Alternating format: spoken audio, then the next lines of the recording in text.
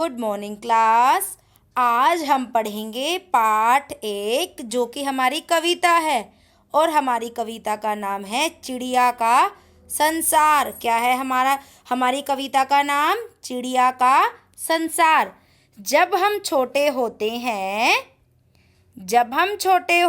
हैं तो हमारे ज्ञान का दायरा भी छोटा होता है। यानी कि जब हम छोटे होते हैं तो हमारी सोचने की शक्ति भी, समझने की शक्ति भी छोटी ही होती है और हमारा दायरा भी छोटा होता है।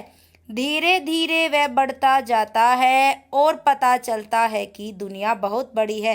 यानी कि जैसे जैसे हम बड़े होते जाते हैं तो हमें पता चलता है कि हमारी दुनिया बहुत बड़ी है। इसमें जानने और समझने के लिए बहुत खुश हैं। यानी कि हम इसे जानने के लिए और समझने के लिए बहुत खुश हैं। तो अब आगे देखते हैं हमारी कविता। क्या नाम बताया मैम ने कविता का? चिड़िया का संसार।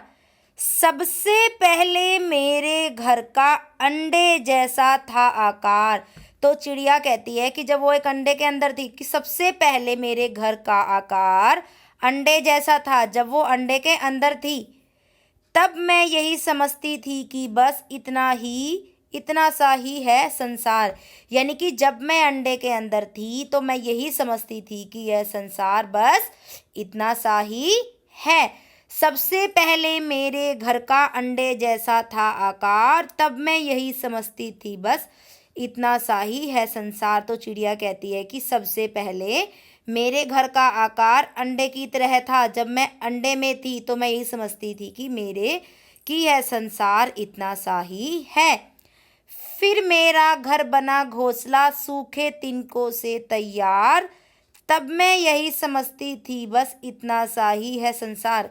यानी कि जब मैं अंडे से बाहर निकली तो मैंने देखा कि फिर मेरा घर बना घोंसला, यानी कि मेरा घर घोंसला सूखे तिनकों से तैयार है। यानी कि जब मैंने अंडे से बाहर निकली तो मैंने देखा कि मेरा घोंसला सूखे तिनकों से तैयार है। तब भी मैं यही समझती थी कि बस इतना सा ही यह संसार है। आगे है, फिर मैं निकल गई शाखों पर। यानी कि फिर मैं निकल गई शाखों पर, हरी भरी थी जो सुकुमार। यानी क्या कहती है वो? जब मैं निकल गई शाखाओं पर, टहनियों पर, पेड़ की टहनियों पर। पहले सबसे पहले क्या थी? वो अंडे के रूप में थी। अंडे से बाहर निकलकर उसने देखा कि मेरा घर या घोंसला सूखे तिनकों से तैयार है। उसके बाद वो शाखाओं पर, जो कि हरी भरी थी, सुकुमार थी यानी कि कोमल थी, तब भी मैं यही समझती थी कि बस यह संसार इतना सा ही है। मैम फिर बताती हैं एक बार। फिर मैं निकल गई शाखों पर, हरी भरी थी जो सुकुमार। यानी कि उसके बाद मैं शाखाओं पर निकली जो कि हरी भरी थी, सुकुमार थी यानी कि कोमल थी। सुकुमार क्या होता है? जो कि कोमल थी।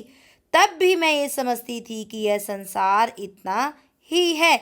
आखिर जब मैं आसमान में उड़ी दूर तक पंख पसार।